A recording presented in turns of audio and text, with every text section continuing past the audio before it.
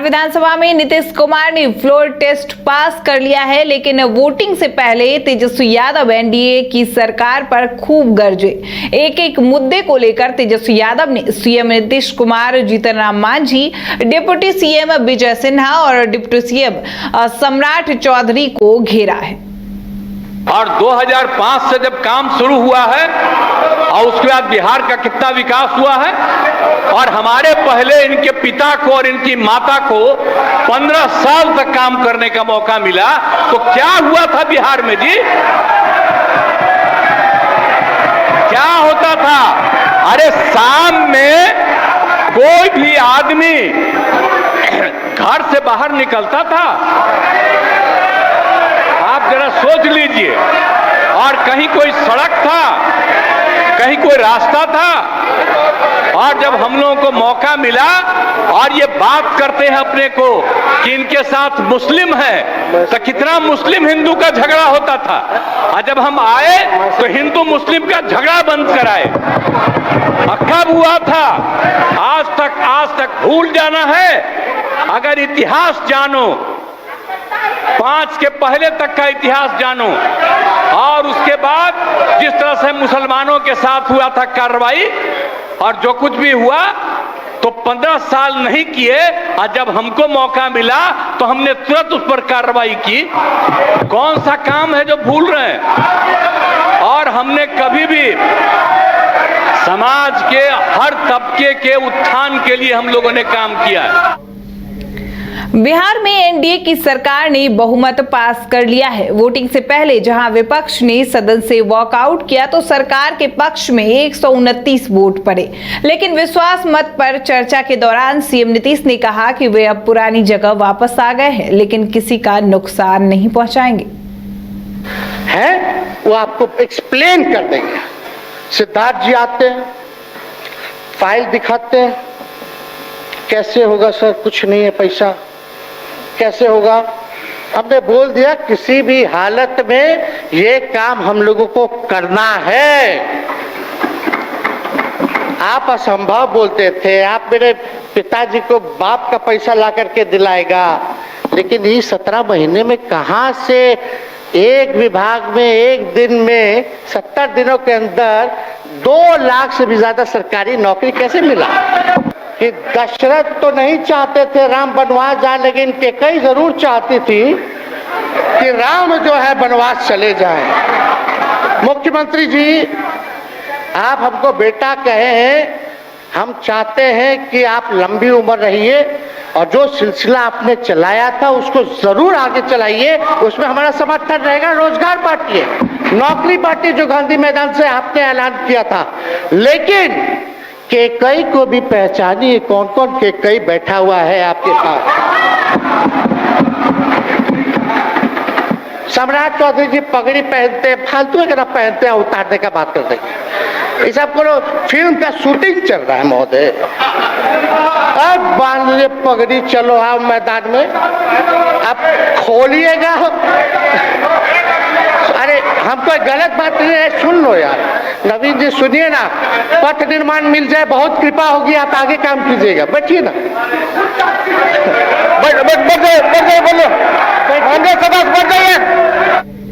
नमस्कार, news bioscope देख रहे हैं आप, और मैं हूं आपके साथ अलका सिंह। पटना में विधानसभा अध्यक्ष पद पर बीजेपी से उम्मीदवार, बीजेपी कोटे से नंदकिशोर यादव होंगे उम्मीदवार। नंदकिशोर यादव कल करेंगे नामांकन। वोट के बाद विधानसभा अध्यक्ष का होगा चुनाव।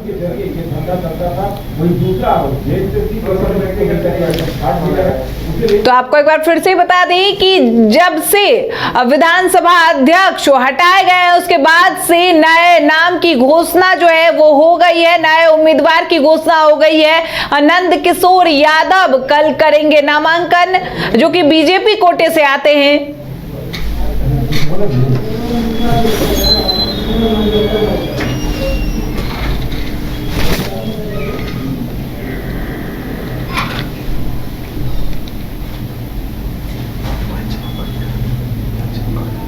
तो आपको एक बार फिर से बता दें, पटना में विधानसभा अध्यक्ष पद पर बीजेपी से उम्मीदवार, बीजेपी कोटे से नंदकिशोर यादव होंगे उम्मीदवार। नंदकिशोर यादव कल करेंगे नामांकन। और इस खबर पर ज्यादा जानकारी के लिए पटना से संवाददाता अभिषेक जुड़ गए। अभिषेक, क्या कहिएगा, बीजेपी कोटे से उम्मीदवार के नाम सामने आ गए हैं।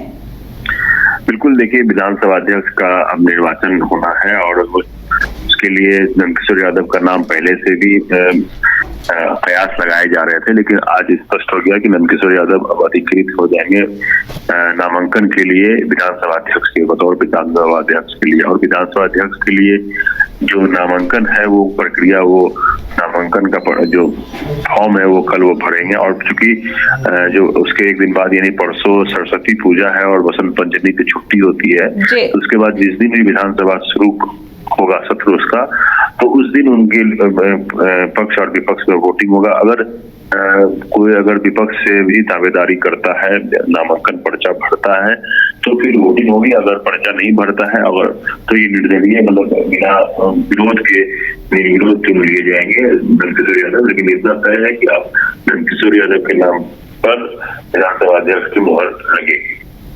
अभिषेक, किसी भी नाम के कयास लगाए जा सकते हैं क्या विपक्ष से? बिल्कुल, पिछली बार भी जब चुनाव होने के नतीजे हुए थे तो विजय चौधरी अध्यक्ष विजय सिन्हा, माफ कीजिएगा, विजय सिन्हा बीजेपी की तरफ से विजय सिन्हा नामांकन किए थे। तो वहीं जो अवध बिहारी चौधरी थे आरजेडी की तरफ से, उन्होंने नामांकन किया था। उसके बाद वोटिंग प्रक्रिया अपनाई गई थी। वोटिंग होने के बाद अब विजय सिन्हा बहुमत पा करके सब अध्यक्ष बने थे। अगर इस बार भी आरजेडी अगर किसी कैंडिडेट को, किसी विधायक को बतौर स्पीकर के लिए नामांकन पर्चा दाखिल करती है तो फिर स्थितियां बदल जाएगी थोड़ी, और फिर एक मतलब रोमांचक मैच की तरह फिर से वोटिंग की प्रक्रिया होगी, जो प्रक्रिया आज हुई है। और उसके बाद फिर जो जिसके पक्ष में बहुमत आएगा उसे अध्यक्ष, विधानसभा का अध्यक्ष चुना जाएगा। जी चलिए, बहुत बहुत शुक्रिया आपका अभिषेक, तमाम जानकारी के लिए। इधर सदन में पाला बदलने वाले आरजेडी विधायक चेतन आनंद ने सवालों पर चुप्पी तोड़ी है। सदन में एनडीए सरकार की बहुमत पास होने के बाद चेतन आनंद ने कहा कि तेजस्वी के आवास पर उन्हें नजरबंद कर रखा गया था। साथ ही चेतन आनंद ने इशारों में ही मनोज झा के उस बयान का भी जिक्र किया जिसे लेकर विवाद हुआ था। आप लोग को बाहर जाने से रोका जा रहा था, फैमिली से मिलने। I wanted to meet phone use करने। I wanted to meet my family. There were things that I wanted to know from them. And whatever happened yesterday, I asked them to let me go, let me see what has happened in the family, and that wasn't happening. And it was a very, very weird situation for me. And I don't blame anyone for that. That's another chapter. But this has happened, and I am seeing. Everyone has the freedom to meet their families, right? आपके अलावा और भी वैसे विधायक थे जो जाना चाह रहे थे, मिलने नहीं दिया था, बाहर नहीं जाने दिया जा रहा था। देखिए, उस समय ये था कि पहले मैंने इस बात को सीरियसली नहीं ली थी। मेरा फैमिली मुझसे मिलना चाह रहा था। हाँ, उन लोगों ने ये बोला था कि आ जाओ, मैं नहीं आ पा रहा था, है ना। मैंने बात उस समय तक रखी नहीं थी। हाँ, लेकिन बात ये हुई कि जब मैंने बात रखी कि मैं एक बार अपने परिवार से मिलना चाह रहा हूँ, तो उसके बाद जो है थोड़ा सा उसमें मुझे मुझे कुछ ज़्यादा ही टाइम के लिए रोका गया। मुझे लगता है कि मैं 8 बजे से बोल रहा था कि मुझे एक बार मेरे परिवार से मिलने दीजिए, और मैं रात के 2 बजे उधर से निकला। लास्ट क्वेश्चन, तेजस्वी यादव ने बोला कि आप जिस कारण से गए हैं आपका काम हो जाए, मैं उसकी बधाई देता हूं। तो क्या कोर्ट केसेस की तरफ हिंट किया उन्होंने? नहीं, ऐसी कोई बात नहीं है। हाँ, अब उनका क्या मतलब था वो तो आप उनसे पूछ सकते हैं, है ना। हम तो रजिस्टर भी नहीं कर पाए एग्जैक्टली उनका क्या मतलब था, है ना। लेकिन बड़े भाई हैं। बिहार में विधानसभा आरजेडी के 3 विधायक के पाला बदलने को लेकर सियासत तेज है। आरजेडी के विधायक ने कहा कि हम लोग कभी नहीं कहते थे कि खेला होगा। 3 आरजेडी विधायक के एनडीए में जाने को लेकर भाई वीरेंद्र ने कहा था कि इसमें हाउस अरेस्टिंग हुआ है।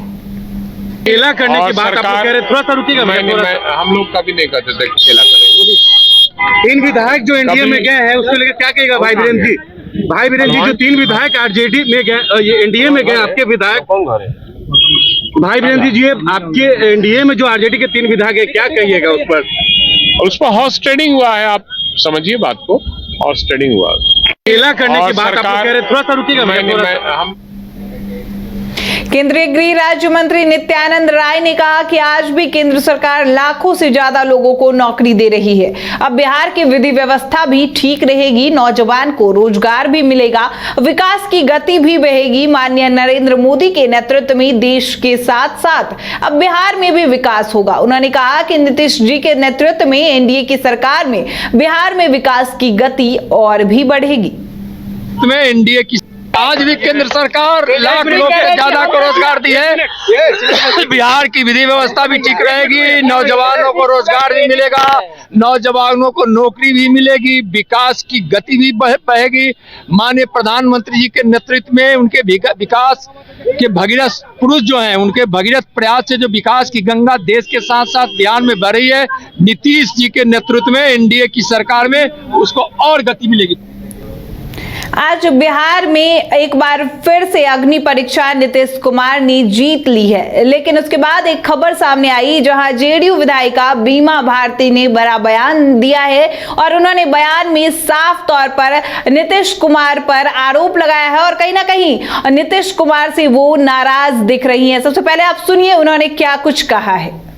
कोई कारण नहीं था, हम लोग कंटिन्यू मीडिया में लगे हुए थे, सब चीज़ बता रहे थे, हम जहाँ भी थे। और आप पति का तबीयत खराब था, पति के साथ में हम आ रहे थे यहाँ पटना मोकामा में, जो है कि मेरा पति को मेरा बच्चा को थाना में मोकामा में बैठा लिया है। उसके चलते हमको यहाँ सदन में पहुँचने में लेट हुआ है और जो है कि गलत बात है।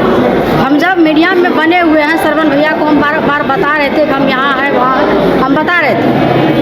पार्टी का जो भी वरिष्ठ नेता थे उनसे संपर्क में थे हम, तब भी मीडिया के थ्रू जो है कि इस तरह से गलत फहमी जो फैला रहा था पार्टी में, ये अच्छा बात नहीं है। किसी का करियर के बारे में, किसी का छवि धूमिल करने के लिए इस तरह से मीडिया में चलाया गया कि बीमा भारती फरार हो गई है, बीमा भारती नहीं है, ये गलत बात है। अभी भी मेरा पति मोकामा में थाना में बंद है, मेरा बच्चा बंद है, 7 बजे से लेकर के अभी तक वहीं थाना में बंद है। तो क्यों बंद किया गया है?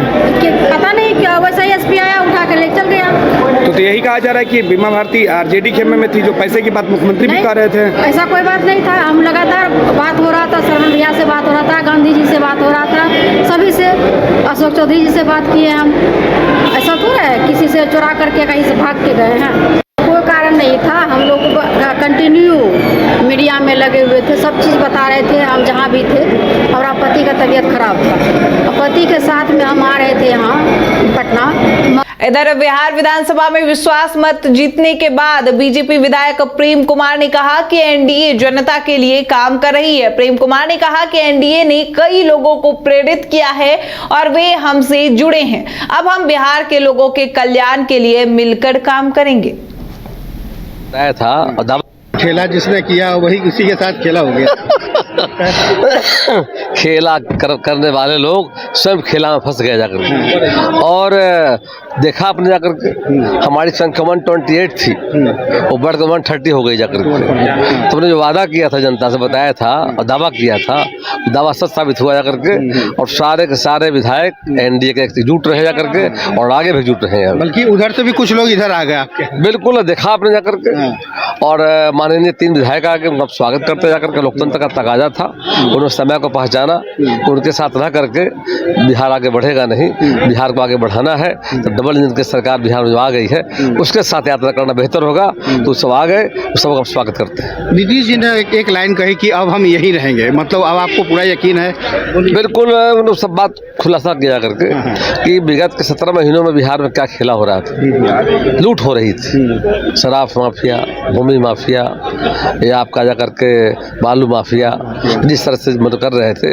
और जब माननीय मुख्यमंत्री के संज्ञान में सारी बात गई जा करके और एक अच्छा फैसला लिया जा करके और फिर से बिहार में एनडीए की सरकार तो जनादेश मिला तो बहाल हो गई जा करके। अब बिहार में डबल इंजन की सरकार हो गई है, तेजी से बिहार का विकास होगा। खेला जिसने किया वही उसी के साथ खेला हो गया।